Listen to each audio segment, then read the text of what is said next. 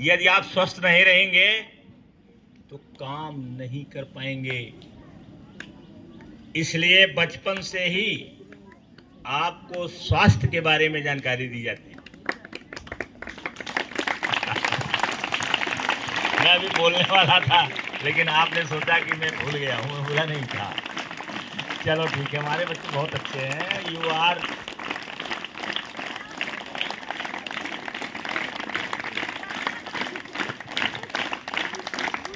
Are great, smart.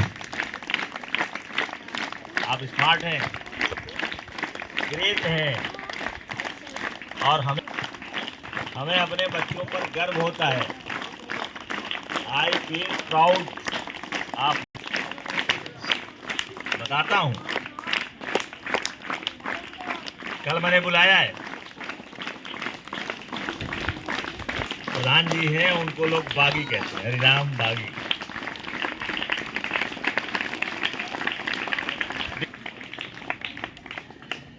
तो मैं ये कह रहा था कि जो मैं आपको ट्रेन कर रहा हूं, कोच कर रहा हूं, पढ़ा रहा हूं, वो इसलिए नहीं पढ़ा रहा हूं कि आप पढ़ करके और फिर उसी जगह पहुंच जाइए जहां से आप चल रहे हैं। आप खुद अच्छा बनिए और दूसरे को अच्छा बनाइए। स्वयं बड़े आदमी बनिए और दूसरे को बड़ा आदमी में सहयोग करिए। केवल इतने से सहयोग हो जाएगा कि जिस दिन आप गांव में अपने क्षेत्र में बड़े बने, कम से कम तुमसे 8-10 लड़के लड़कियां तुम्हारी नकल करने के लिए। घर वाले कहेंगे देखो साथी के देखो, अब तुम एक लड़की है, कहेंगे ना गाँव लोग। तो आप इतने से कई लोगों को बड़ा बना देंगे। तो मेरा कहने का अर्थ है कि जो मैं बता रहा हूं ये आपका ड्रीम या ये बड़ा है, और इसके लिए जरूरी है कम से कम अगर आप आईएएस बनना चाहोगे तो आपको हो सकता है 22-23 साल से लेकर के और 30 साल भी हो सकता है। 3-3 4-4 बार लोग बैठते हैं। कुछ लोग भाग्यशाली होते हैं या भी उनके पास क्षमता रहती है, वो एक बार में ही हो जाते हैं। कुछ 2 बार 3 बार 4 बार करते हैं। तो अवस्था आपकी चली जाएगी कम से कम 25-28 साल तक, और 28 साल तक आपको संघर्ष करना है, पढ़ना है। और जब बाहर जाओगे तो तुम्हारे माता पिता तुम्हारे साथ नहीं रहेंगे। सुनाई पड़ रहा हो, देखिए पीछे सुन। ये क्या है कि माता पिता वहां नहीं रहेंगे कि आपको खाना बना के तुरंत दे देंगे, आपको कुछ और कर देंगे।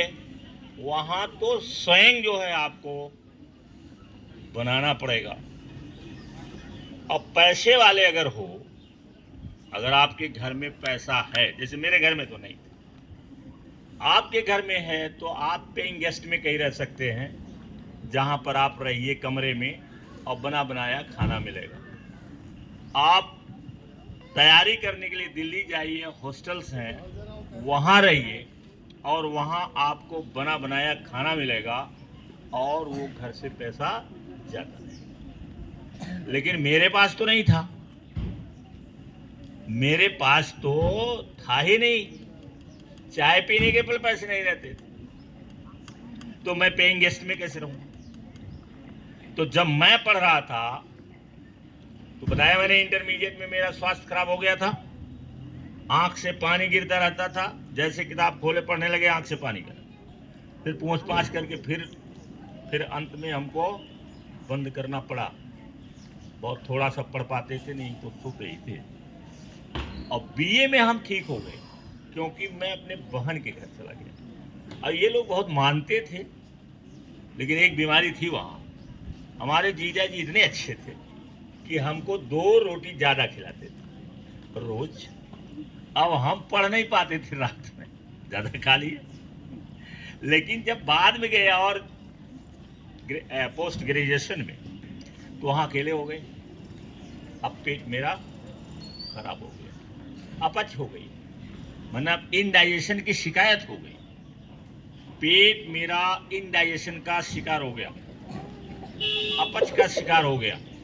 अब उसकी दवा भी चलती थी, पढ़ते भी रहते थे, दवा भी चलती थी, पढ़ते भी रहते थे। तो इस तरीके से वो पढ़ाई पर, स्वास्थ्य पर असर पड़ता है ना।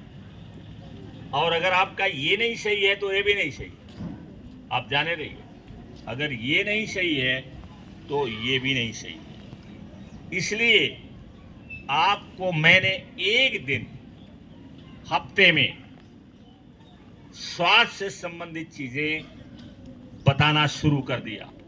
अब जो भाग्यशाली होगा, जिसकी भाग्य बढ़िया बननी होगी, या जो भाग्य को अच्छा बनाना चाहता होगा, वो तो बात को बड़े ध्यान से सुनेगा और फॉलो करेगा।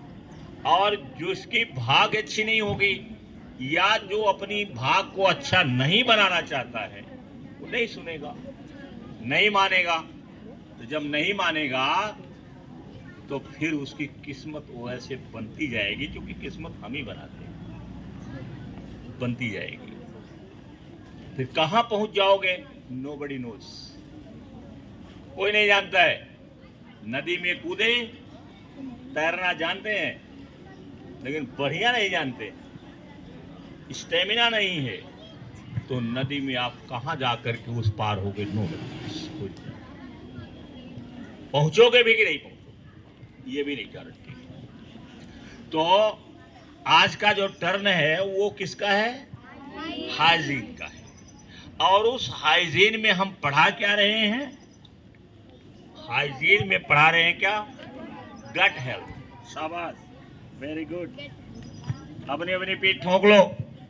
तो ये है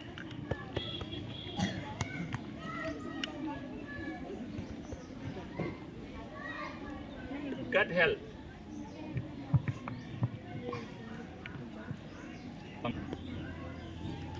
गट हेल्थ, इसमें दो शब्द आते हैं, दोनों शब्द को याद रखना, याद कर लेना, क्योंकि दो शब्द से संबंधित बातें यहां होती हैं। गट में मैंने गट बता दिया था, यहां से लेकर के और नीचे तक जो हमारी आंत है वो सब गट कहलाता है। जहां से हम खाना खाते हैं और फिर निम्न जगह पर, जिसको बॉटम बोलते हैं, बॉटम तक जो हमारी ये जाती है नली, खाने वाली, पचाने वाली, ये सब गट कहलाता है। क्या कहलाता है, गट। अब उस गट में हेल्थ, इसमें दो शब्द मैंने बताया आता है। गट को बता दिया मैंने, कहां से कहां तक, पूरी बॉडी का जो डाइजेस्टिव सिस्टम है, नली है, आहार नली, ये गट का। अब इसमें आता है दो शब्द,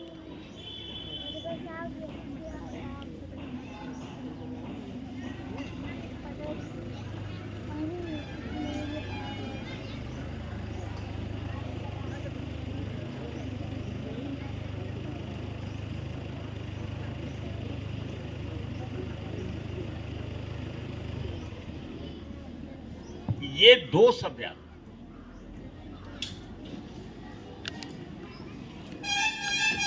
ये नोट कर लिया, ये दो शब्द।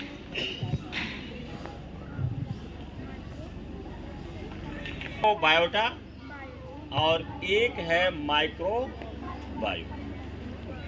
देखो बायोलॉजी से संबंधित है ना, बायोटा और बायोम दोनों किससे संबंधित है, बायोलॉजी से संबंधित।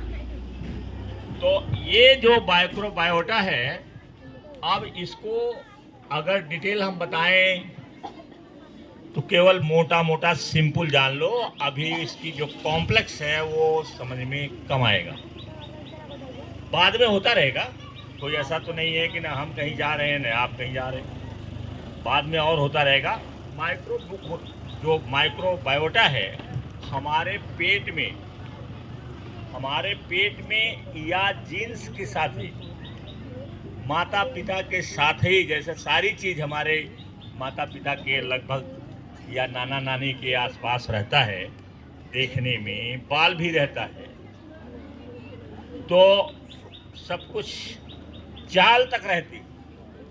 अगर कोई उसके पिता को देखा हो तो अगर वो उसके सामने लड़का चल रहा है तो जान जाएगा कि ये फला का लड़का है, क्योंकि हाथ ऐसे ऐसे करना या जो भी करना वो माता पिता कहीं से आ जाता है। तो जेनेटिक होता है। तो इसमें जो माइक्रोब्स होते हैं, क्या होते हैं?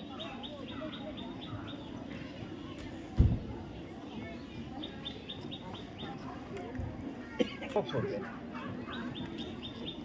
बैक्टीरिया होते हैं। अरे कैसे बैठी हो आप? फंगस होते हैं। बात सुनिए सर जी की। क्या रहते हैं? फंगस। और भी रहते हैं छोटे। तो ये जो है, ये एक समूह है, इनका कंपनी है। कहाँ रहते हैं? हमारे पेट। और ये माइक्रोबायोम जो है, जैसे किसी शहर में आप कहीं घर बनवा के रहते हैं, परिवार सहित रहते हैं, किसी शहर में आप घर बनवा के रहते हैं, या गांव में आप घर बनवा के रहते हैं, आपकी पूरी फैमिली रहती है, फैमिली की एक्टिविटी होती है। सुबह क्या क्या करते हैं, शाम को क्या करते हैं, क्या खाते हैं, क्या नहीं खाते हैं, ये उस परिवार पर है, रहता है ना। तो ये जो माइक्रोबायोटा है, ये एक तरीके से किसी शहर में एक फैमिली जैसा है। हम इसका अध्ययन करते हैं कि ये अपने परिवार में क्या करते हैं।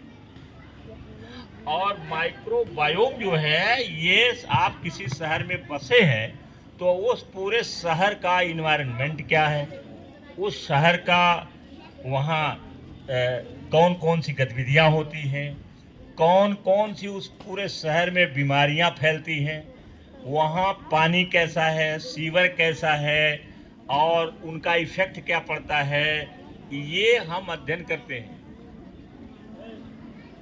इसमें ये आता है, माने ये व्यापक है और ये छोटा है, लेकिन बात दोनों की होती है। और दोनों को आप जब सुनेंगे तो आपको डिफरेंट उनको समझना थोड़ा सा कठिन हो जाएगा, क्योंकि दोनों एक ही है। इसमें भी वही रहता है, लेकिन ये पूरे व्यापक में है। जैसे शहर में कौन सी वायरस फैला हुआ है, कौन सी बैक्टीरिया इस समय वहाँ सक्रिय है, और जैसे किसी शहर में गंदगी रहती है, उस शहर में ड्रेनेज नहीं है, ड्रेनेज माने पानी बहने का जगह नहीं है, तो वहाँ बैक्टीरिया फैलेंगे। और उनका सबका अध्ययन होता है, और उनको कैसे हम शुद्ध कर सकते हैं, कैसे हम ठीक कर सकते हैं, इस पर काम करते हैं। और जो परिवार है, जैसे माइक्रोबायोटा है, ये एक परिवार है। तो इस परिवार में क्या गड़बड़ी है, परिवार में सीवर है कि नहीं है, बाथरूम ढंग का है कि नहीं है, पानी वहाँ से निकलता है कि नहीं निकलता है, किचन उनका साफ रहता है कि नहीं रहता है, इनके घर में गंदगी रहती है, कपड़े साफ रहते हैं कि नहीं रहते हैं, बिस्तर साफ रहते हैं कि नहीं रहते हैं, या ये आते जाते हैं तो गंदगी लेके आते हैं। तो ये उसके परिवार का माइक्रोबायोटा रहते, दोनों में वही चीज। आखिर इससे ज़्यादा माइक्रोब्स, बैक्टीरिया और फंगस और भी छोटी छोटी चीज़ें हैं, माइक्रोब्स तो सब आ जाएंगे। ये तो हर जहाँ रहते हैं, घर में भी रहते हैं और पूरे चारों तरफ रहते हैं। तो इसमें क्या है कि इसका बैलेंस रखना बहुत जरूरी है। अगर आप चाहते हैं स्वस्थ रहें तो इसका बैलेंस रखना जरूरी है। अब बैलेंस क्या होगा, ध्यान से सुनाई पड़ रहा है? ये है कि इसमें गुड बैक्टीरिया रहते हैं और बैड बैक्टीरिया रहते हैं। गुड बैक्टीरिया वो है जो हमारे स्वास्थ्य को फायदा पहुंचाते हैं। बैड बैक्टीरिया क्या है? जो हमें हानि पहुंचाते हैं, हमें कमजोर बनाते हैं, हमें जो है वो बीमार बनाते हैं। तो हमको क्या करना रहता है, या किसी भी व्यक्ति को क्या करना है, इसको बैलेंस में रखें। अर्थात गुड बैक्टीरिया उसका पनपे और बैड बैक्टीरिया पनपने न पाए। बस यही बात है। अगर एक पनप गया, और आप जानते हैं, एक चीज जान लीजिए कि अंधेरा लाने के लिए कोई उपाय नहीं किया जाता है। अंधेरा लाने के लिए कोई उपाय नहीं होती है, अंधेरा स्वयं आता है। और अंधेरे को दूर करने के लिए उपाय करने पड़ता है। लालटेन जलाना पड़ता है, दीपक जलाना पड़ता है, करता है ना। बल्ब बनाया गया इसीलिए, क्यों? अंधेरे को भगाने के लिए। तो जान लीजिए कि अंधेरा ये अपने आप आता है, इसको लाने की कोई जरूरत नहीं। और उजाला उसको भगाने की चीज के लिए हमें बनाना पड़ता है। ऐसे ही निगेटिव चीजें जो होती हैं ये अपने आप पनप जाती है। जैसे खरपतवार देखिए, घर पनप जाता है। अगर नहीं निकाला जाए तो खरपतवार जो हमारी अनाज है उसको छाप देगा, वो पनप नहीं पाएगा। कौन? अनाज। गेहूं आप धान आपने बो दिया है और उसकी देखभाल मत करो, कोई दवा न डालो, उसकी निराई मत करो, तो देखो धान तुम्हारा नीचे और खरपतवार।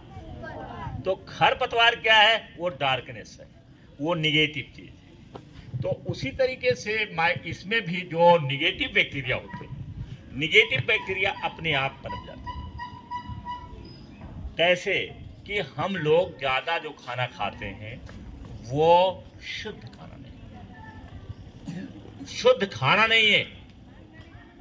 हमारे देश में, हमारे क्षेत्र में ही, जब मैं लड़का था, पढ़ता था, तो मैंने कैंसर सुना ही नहीं था। What is cancer? आज क्या है? कैंसर से मौत हो रही है।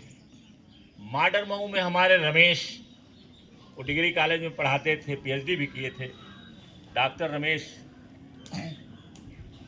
उनको लीवर कैंसर। और 1 महीने के अंदर मेरे देखते देखते, जैसे नहीं आते थे तो मैं बुलवाता था, रमेश आ जाओ जरा 10 मिनट बैठो यार, बिस्कुट खाओ, ये खाओ, आओ आओ। तो बेचारा टहलता हुआ आ जाता था दुकान पर वहाँ माडरमऊ में, और मेरे देखते ही देखते 1 महीने में रमेश कुमार का देहांत हो गया। क्यों? Liver cancer.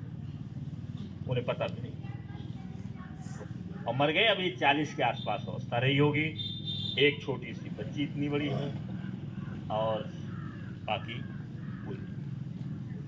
तो 35-40 साल की अवस्था में वो कैंसर से चले गए। अभी जिस दिन मैं गया था वहाँ, मैंने कहा कि आप लोग नहीं जानते, बच्चों को बताना कोई जरूरी नहीं है, तो मैं दाह संस्कार में गया था। वहाँ पर भी वही बात, वो महिला मरी, उसको कैंसर हो गया फिर यहाँ चेस्ट का। इसका मतलब है कि हम जो खाना खा रहे हैं ये शुद्ध नहीं, पानी हमारा शुद्ध नहीं।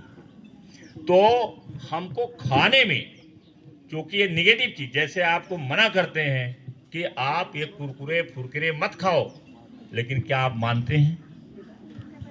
क्यों? क्योंकि हमारी लालच हावी है। ऐसा वो बनाते हैं कि स्वाद उसका बहुत बढ़िया रहता है। मीठा हम बहुत खाते हैं, जितनी भी चीज, टॉफी है या जो भी है, किसी दुकान पर जाओ मीठा, किसी घर जाओ मीठा, किसी घर जाओ चाय पियो चीनी। हम मीठे के इतने ज्यादा व्यस्त। और पेट को ठीक करने के लिए 2 चीजें बहुत जरूरी है। एक तो शुगरी चीजों को आप छोड़ दीजिए, कभी कभी खा लीजिए, जैसे घर में अपना बनाया है आपने, वो त्योहार रहता है, खा लीजिए, उससे बहुत फर्क नहीं पड़ेगा। लेकिन डोंट ईट शुगरी थिंग्स अभी से, अगर आपको स्वस्थ रहना है तो। और दूसरी चीज है नो साल्टिंग।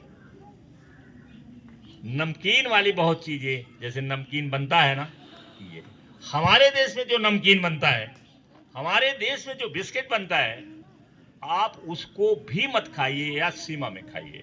क्यों? ये बनता है पाम ऑयल से, क्योंकि सरसों के तेल में नहीं बन सकता हो। रिफाइन जो होता है वो केमिकल होता है, उसमें कुछ रहता ही नहीं है। तो ये बनता है पाम ऑयल से।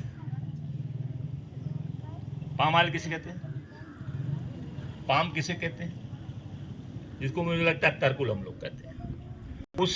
उससे वो बनता है, और इसका सबसे ज्यादा पैदाइश थाईलैंड में होती है।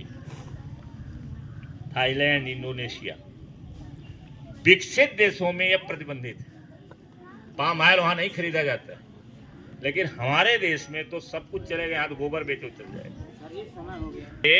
ये जो जितने चीजें हम खाते हैं, अब पाम ऑयल जो शरीर के लिए नुकसानदायक है, आप चाहें तो आप गूगल पर सर्च कर सकते हैं पाम ऑयल। और जितने भी नमकीन बनते हैं, बिस्किट्स बनते हैं, ये सब पाम ऑयल के बनते हैं। और जब हम पाम ऑयल से बनी चीज खाएंगे तो नुकसान करेगा। इसके साथ नमक बहुत डाल देते हैं। जैसे हम जब यहाँ आता होता है तो मैं भी खाता हूँ, जानबूझ करके खाता हूँ, खा लिए तो वो उसमें नमक ज्यादा रहता है ना। तो हमें उन चीजों को छोड़ देना चाहिए जो साल्टी हैं, प्रोसेस्ड फूड कहलाते हैं। प्रोसेस्ड माने जो बना बना करके वो रखे रहते हैं, सालों साल बिकता है, वो प्रोसेस्ड फूड होता है। प्रोसेस्ड फूड मत खाएं। सड़क पर बनने वाला समोसा, चाट, आप कभी जो है जैसे रेयर केस में कभी खा लिए तो कोई बात नहीं है, लेकिन न खाइए। क्यों?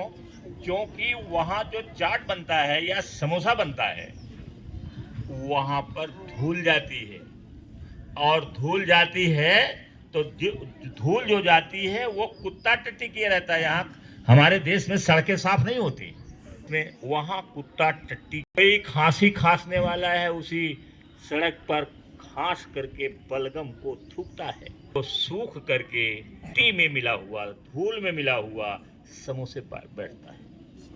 और उस समय से तो आप खाते हैं, तो बताओ आप क्या खा रहे हो?